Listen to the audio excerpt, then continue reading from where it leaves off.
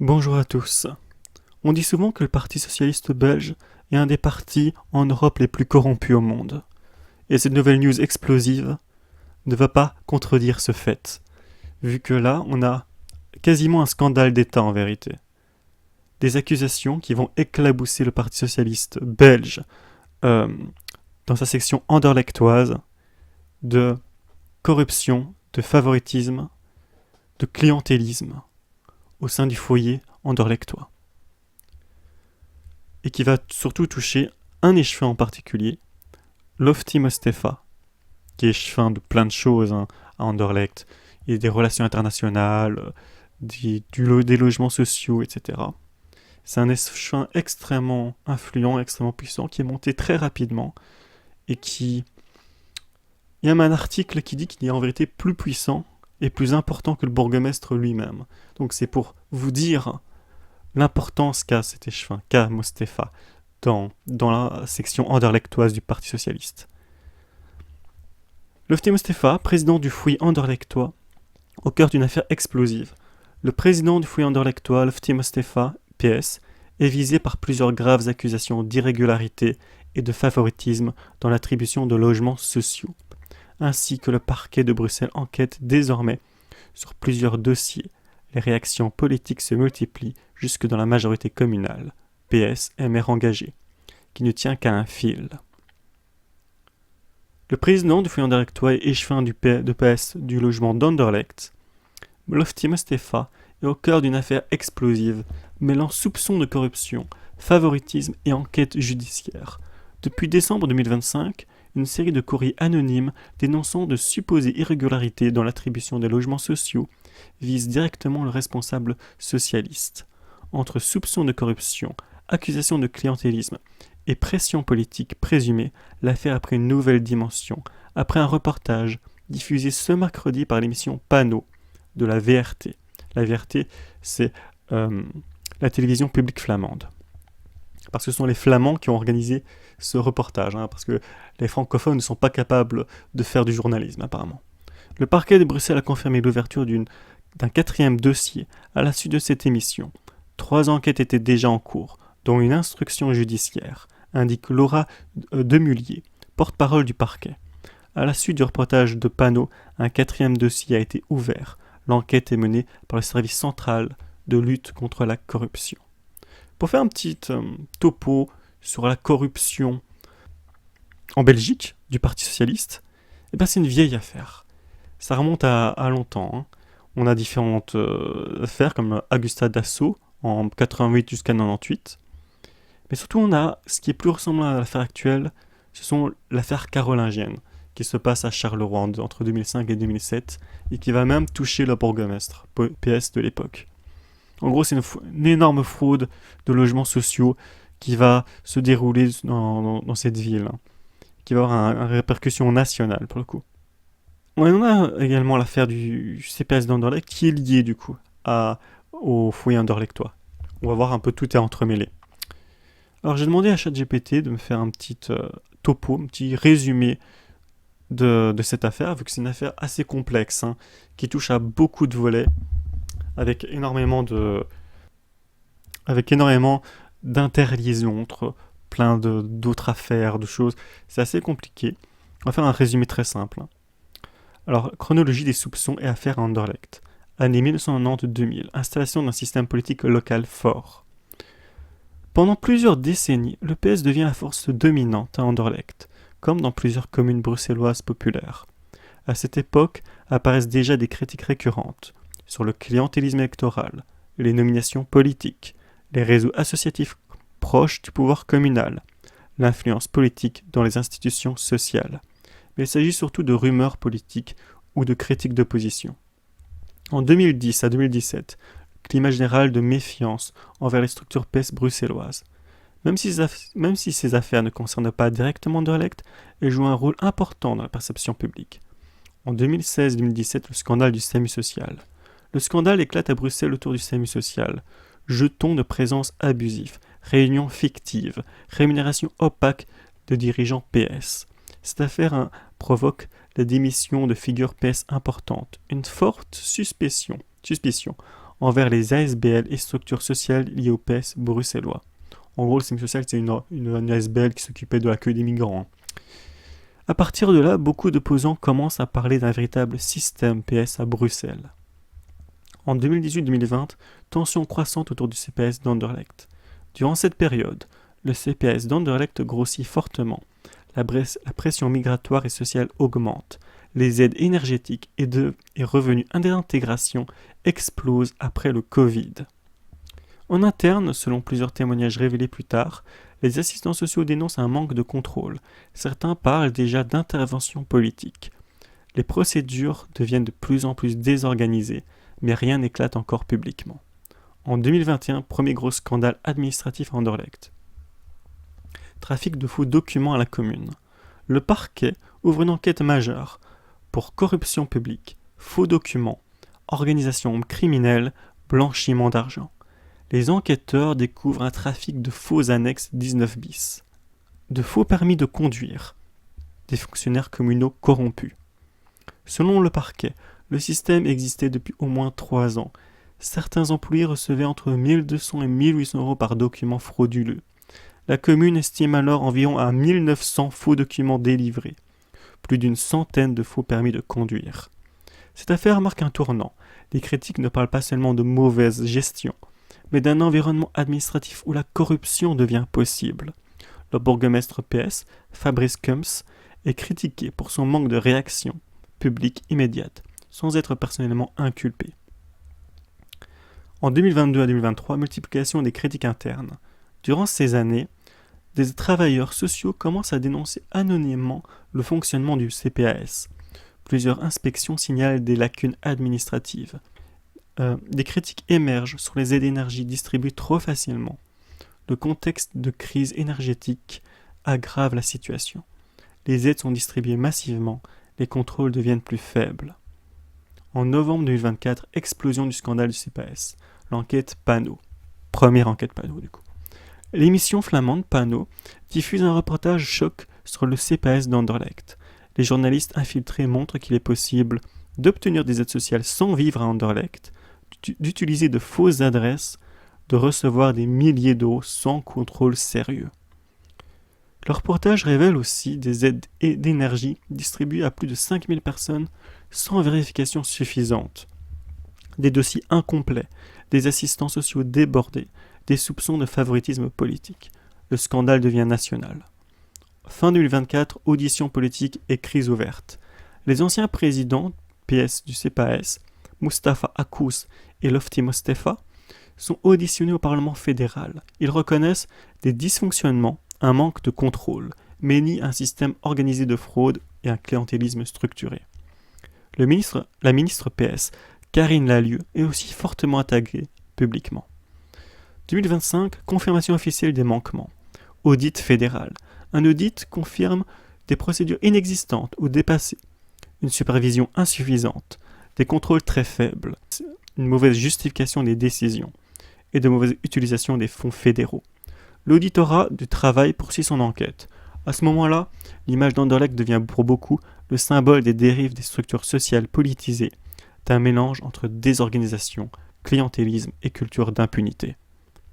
En 2026, nouvelle accusation autour du logement social. Le foyer anderlechtois. Une nouvelle enquête, Panot, vise le foyer anderlechtois, donc qui s'occupe à distribuer les logements sociaux.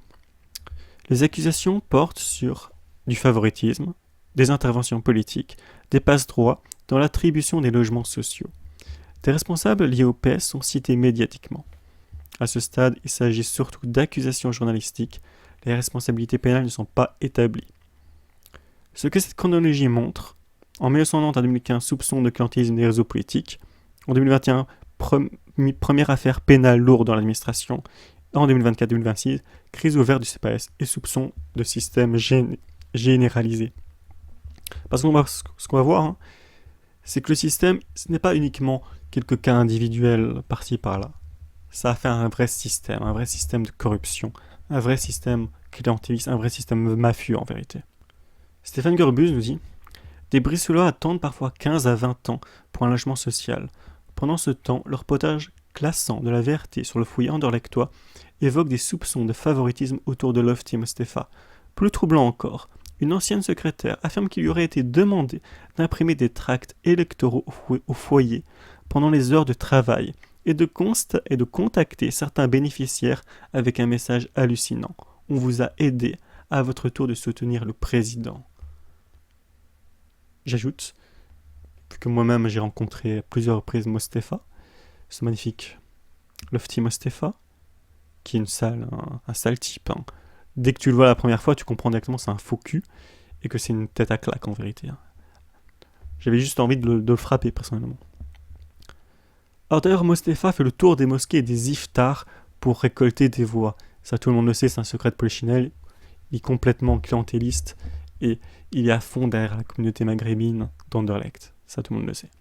Je conseille de regarder ses voix de préférence et de comparer aux autres élus de la liste. Alors ça, c'est vrai que c'est assez étonnant. J'avais en effet vu ça et ça m'avait étonné. C'est le nombre de voix qu'a Mostefa, qui est en 3e place. Là, c'est peut-être un peu petit, mais je vais vous dire ses voix. Il a soit 3590 voix, c'est-à-dire 12,43% de la liste. À titre de comparaison, Lusad Ouraki, qui est juste en dessous, n'a que 898 voix pour 3,11%. Et c'est au-dessus, Comer, Bic Comer, encore moins, 767 voix pour 2,65%. On peut après défendre que elle fait partie de Voorhout, donc des Flamands d'Anderlecht, donc c'est normal qu'elle récolte moins de voix en vérité. Mais on voit qu'il y a quand même une grosse différence, et surtout quand on regarde avec le premier, Fabrice Koums, qui ne récolte que 3412 voix, soit 11,81%, donc moins que Mostefa, alors qu'il est tête de liste. Donc généralement, c'est un peu comme ça que marche vote préférentiel en Belgique, si tu ne donnes pas de vote préférentiel, il revient en tête de liste, donc à Fabrice Koums. Donc Lofty Mostefa reçoit plus de voix que la tête de liste. Donc déjà, quand on voit ça, quand on voit ces chiffres, ça donne à réfléchir en fait. Hein. On se dit qu'il y a peut-être un petit problème. Hein. C'est pas normal en fait. C'est pas normal, même s'il a un nom, Constance Maghrébine, que le vote ethnique existe, bien évidemment, et que ça aide. Mais l'augmenter à ce point-là, c'est franchement suspect. C'est très très suspect. Et ben, on va voir que les soupçons ne sont pas infondés. Anderlecht demande le retrait de l'échevin Lofty Mostefa. Le chef du groupe MR au conseil communal d'Anderlecht, Gaëtan van Goishoven, a demandé jeudi le retrait temporaire de Lofty Mostefa de la présidence du fouillis anderlechtois. De son côté, les engagés autres partenaires de coalition ont demandé la suspension de ses attributions. Ces demandes font suite aux révélations diffusées mercredi soir dans le magazine Panneau de la VRT. La NVA, dans l'opposition, elle n'est pas dans l'opposition, il me semble, hein. Ils n'ont plus d'élus, me semble-t-il, mais bref, c'est une petite erreur, a réclamé une commission d'enquête parlementaire. L'équipe du magazine de la VRT Panneau a enquêté pendant 1 an et demi sur des soupçons de favoritisme et de clientélisme au sein du fouillis anderlechtois, une société qui gère 3800 logements sociaux et ambitionne d'étendre son parc à 4500. L'émission accuse notamment Lofty Mostefa, également échevin socialiste du logement d'Anderlecht, d'être intervenu politiquement dans l'attribution de logements sociaux dans la commune bruxelloise. Des pratiques de traitement préférentiel auraient été fréquentes sous sa présidence, alimentant un profond sentiment d'injustice chez de nombreux demandeurs confrontés à des années d'attente. Il appartient à la justice de faire toute la lumière. De telles pratiques touchent directement à l'intégrité de l'administration publique et à la confiance que les citoyens doivent pouvoir accorder à leur institution, affirme Gaëtan van Goishoven, j'ai vraiment du mal avec son nom, qui plaide pour que Lofty Mostefa se mette temporairement en retrait de la présidence du foyer anderlechtois. Le chef de groupe MR souligne toutefois qu'il appartient à la justice de faire toute la lumière sur cette affaire, dans la sérénité, en toute indépendance et dans le respect de la présomption d'innocence. Gaëtan insiste également sur le fait qu'il s'agit de responsabilités individuelles et que la confiance au sein de la majorité communale dans laquelle siègent à la fois le PS et le MR demeure intacte. C'est évidemment faux, tout le monde le sait. La coalition et la majorité sont dans une énorme crise et forcément le MR réfléchit à partir, hein, évidemment. Notre responsabilité collective reste de garantir une gouvernance exemplaire, transparente et centrée sur les citoyens, conclut-il. Les engagés demandent la suspension des attributions de Lofty Mostefa. Les soupçons qui pèsent sur le fouillis anderlechtois sont d'une extrême gravité. Toute la lumière doit être faite sur cette affaire. Les logements sociaux ne peuvent jamais devenir un instrument de clientélisme politique. Aucune complaisance avec ceux qui utilisent l'argent public pour favoriser des proches ou bâtir une clientèle électorale. A souligné jeudi le président des centristes francophones Yvan Vagouistrat sur X. La présomption d'innocence doit cependant évidemment être pleinement respectée. Il appartiendra à l'enquête d'établir les faits. Mais précisément, pour garantir la sérénité des investigations et le bon fonctionnement des institutions, les engagés demandent le temps de l'enquête, la suspension des attributions de Lofty Mostefa, a-t-il ajouté. Les engagés font partie de la majorité communale à Anderlecht. Sur une liste, les associations OMR, au CDV, il y a Anders, qui est le nouveau nom de l'Open-VLD. Sur X, le député régional Benjamin Dahl, CDV, a dénoncé un clientélisme inacceptable. Les logements sociaux doivent être attribués sur la base de critères objectifs et transparents, a-t-il rappelé. La NVA réclame une commission d'enquête parlementaire. Du côté de la New Vlaams Alliance, les révélations du reportage de panneaux ne suscitent guère de surprise. Cela confirme des choses que je sais depuis longtemps et qui révèlent et qui relèvent en partie du secret de Polichinelle à Anderlecht, a déclaré le député bruxellois Gilles Verstraeten dans l'émission de Octant. J'ai siégé pendant 6 ans dans l'opposition au conseil communal d'Anderlecht. Ce que j'ai constaté, c'est que plus rien ne fonctionne correctement dans cette commune. Il ne s'agit pas de faits isolés, mais d'un système dans lequel les personnes les plus vulnérables sont mises sous pression. Des moyens publics ont été utilisés pour mener une campagne électorale. L'intimidation à Anderlecht va jusqu'à l'isoloir. C'est la démocratie elle-même qui est en jeu. Comme le MR, Gilles Verstraeten estime que Lefty Mostefa devrait se mettre en retrait. Mais il juge que d'autres responsables sont également impliqués. Tout le monde est lié à tout et tout est étouffé. C'est le grand problème de la région bruxelloise. Le député vise notamment le ministre socialiste bruxellois, Hamed Laouej. Hamed Laouej a repris au sein du gouvernement bruxellois la tutelle sur les pouvoirs locaux, les CPAS et les sociétés de logement social. Ce n'est pas un hasard, mais une manière de pouvoir tout couvrir. On ne me fera pas croire que les autorités supérieures, comme le bourgmestre d'Anderlecht ou les organismes de tutelle, n'étaient pas au courant. Là, il y a vraiment un énorme scandale qui est en train de se dévoiler devant nous. Et on va un peu continuer. Groen réclame une transparence totale. On s'en fout. Le Vlaams, les mêmes pratiques font surface, impliquant la même personne et le même parti. La députée fédérale Vlaams-Belang, Hélène Samine, se dit stupéfaite que Lofty Mostefa ait pu conserver une grande liberté d'action au sein du fouillis anderlechtois après l'enquête visant le CPS d'Anderlecht. Il est incompréhensible qu'une personne déjà fortement mise en cause dans le dossier de fraude au CPS d'Anderlecht ait simplement pu continuer à exercer d'autres fonctions clés et influencer également l'attribution des logements sociaux, déclare Hélène Samine. Son collègue au Parlement bruxellois, Bob de Brabandere, est lui aussi dit scandalisé. À Bruxelles, aucune mesure n'a été prise après le reportage de panneaux sur le CPS d'Anderlecht, déclare-t-il. Aujourd'hui, les mêmes pratiques refont surface dans la même commune, impliquant la même personne et le même parti.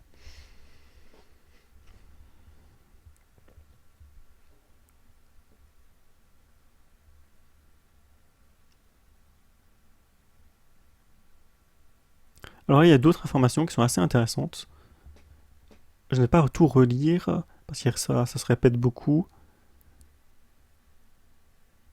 Mais c'est assez intéressant. Le média service public flamand met en lumière plusieurs messages du président du foyer montrant une intervention de ce dernier dans les dossiers d'attribution ou de transfert de logement. Certains témoignages rapportent également des promesses faites au moment de la campagne électorale de 2024. Certains citoyens envoyaient alors une preuve qu'ils avaient bien voté pour Lofty Mostefa, visiblement, selon les témoignages dans les sports, d'un renvoi d'ascenseur. Là, on comprend pourquoi il a un tel score aux élections. Il demandait des preuves pour qu'on vote, et pour qu'on vote pour lui, justement. Et donc, il donnait des petits cadeaux en échange. Il rendait des petits services. La défense de la direction du foyer du président, également échevin en charge du logement à Anderlecht, repose sur le fait qu'il ne valide pas lui-même les attributions. Chaque décision doit passer par le délégué social de la Société du logement de la région de Bruxelles-Capitale, le SLRB. Donc là, c'est la défense de Mostefa. C'est pas lui qui gère, en gros. C'est pas moi qui gère. Alors qu'on va voir que c'est complètement faux. Depuis décembre, les accusations anonymes visent le foyer et le président s'enchaîne au point que le foyer a déposé une plainte de son côté. La belle preuve qu'on facilite certains dossiers. Interrogé par nos confrères, le président du syndicat des locataires, José Garcia, épingle tout de même cette défense. Le délégué social n'est pas en mesure de contrôler le favoritisme. Si on accompagne certains dossiers plutôt que d'autres, il voit si oui ou non le dossier qu'on lui présente est conforme à la loi. C'est tout.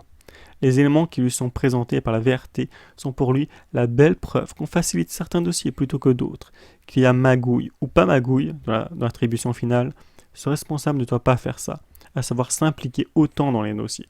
Donc on voit que la défense est complètement en carton, qui est complètement coupable, ça se voit comme le nez au milieu du visage. De plus, celui qui était encore récemment le président de la SLRB, Safwan Akremi, conseiller communal à Anderlecht et proche de Lofty Mostefa, est aussi épinglé dans le reportage de Panneau. Par certains témoignages, pour avoir suivi de trop près des dossiers d'attribution de logement ou fait directement des demandes pour aider les dossiers. Ça serait tout un système mafieux en vérité. Je suis choqué. Safwan Akremi avait démissionné de la présidence de la SLRB suite à des révélations de la dernière heure, montrant une situation s'apparentant à un conflit d'intérêts dans le cadre de l'octroi d'une surface commerciale du foyer anderlechtois à une société dans laquelle il était actif. Le modèle de dérogation à la liste d'attente pour octroi d'un logement social est aussi pointé par nos confrères, qui évoquent, via des témoignages, des dossiers du président autrement dit gérés par lui. Pour rappel, le SLRB avait qualifié le comité de dérogation du foyer anderlechtois d'illégal, car ne respectant pas les statuts du foyer anderlechtois. Une analyse que démentait la direction du foyer. Toutefois, le président a fini par se retirer de ce fameux comité.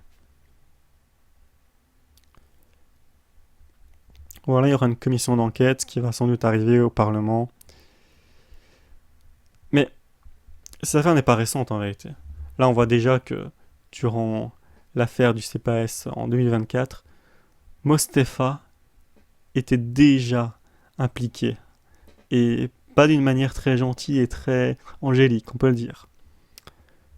Alors, qui est Mostefa ? Il a obtenu plus de voix que le bourgmestre Fabrice Kums et aurait orchestré une campagne de diffamation contre son prédécesseur et le vassal local d'Ahmed Laouej. Le président du CPAS d'Anderlecht, Lofty Mostefa, a déjà été plusieurs fois critiqué, mais se trouve désormais peut-être plus fort que jamais. Le reportage sensationnel de Panneau sur le CPAS chaotique, notamment sur 2024, continue de faire de remous. L'émission de la VRT a révélé à quel point il était facile pour des journalistes infiltrés d'obtenir un revenu de remplacement, alors qu'ils n'y avaient pas droit et ne vivaient pas à Anderlecht. Le contrôle était quasi inexistant.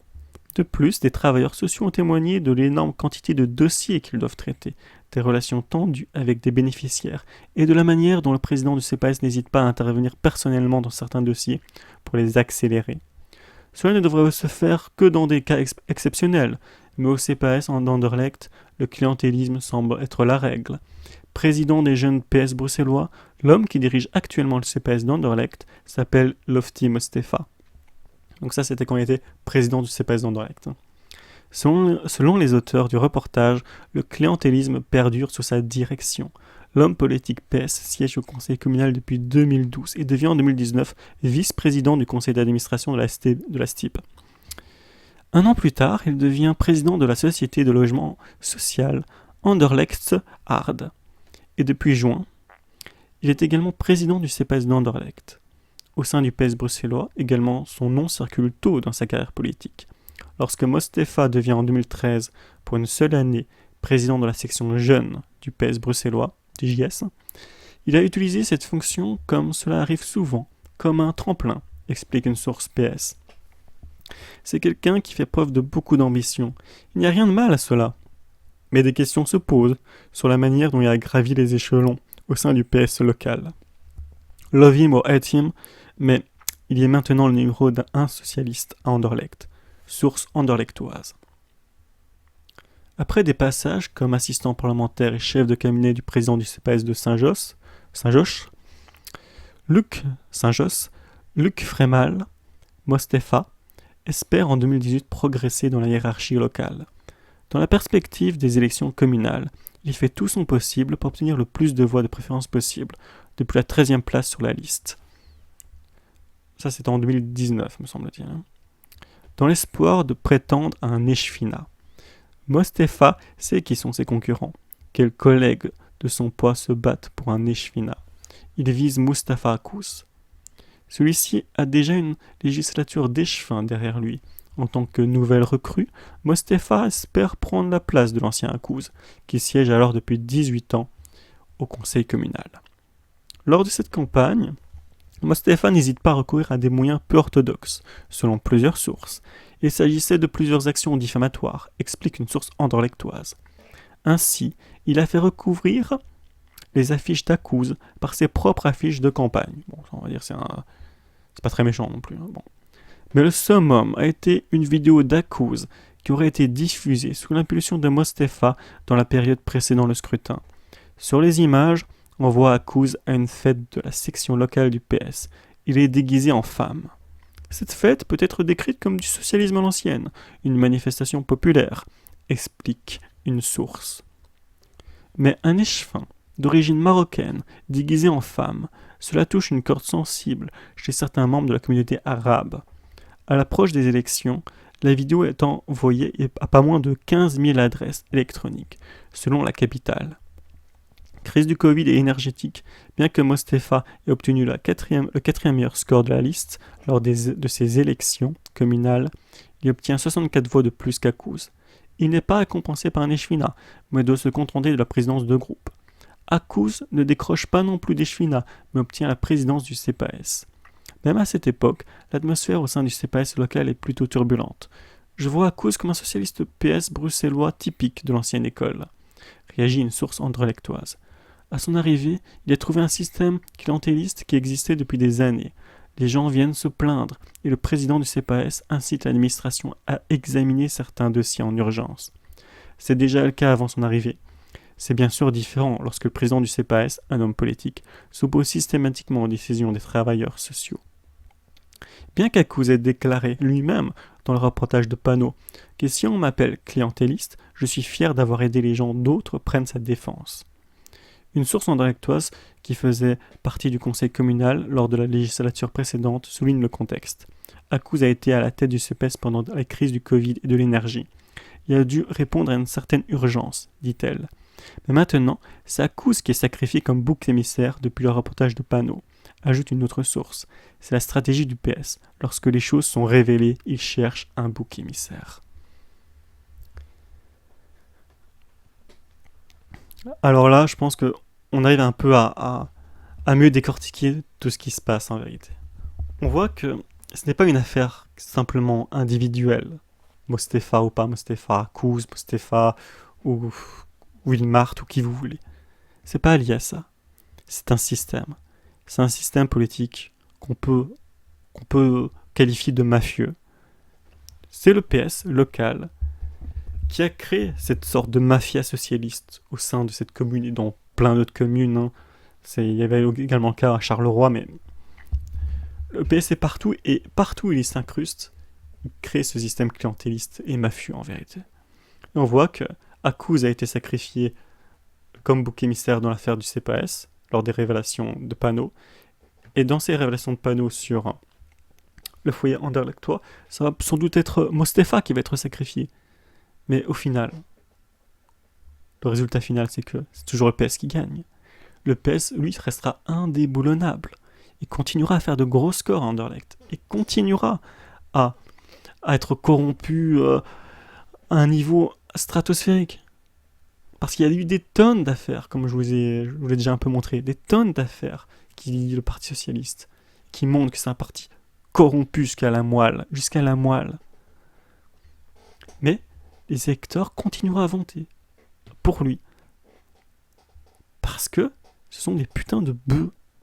Les électeurs en Wallonie, surtout en Wallonie, votent n'importe quoi. Ils sont complètement dépolitisés et ils ne regardent même pas pourquoi ils y votent en vérité. C'est une catastrophe. On parle souvent de, par exemple, l'Italie ou la France comme des peuples politiques et on dit que c'est une exagération. Ce n'est pas vrai. La France, les États-Unis, l'Italie sont des peuples politiques. Ici en Belgique, on est dans un peuple apolitique, non politique, anti-politique.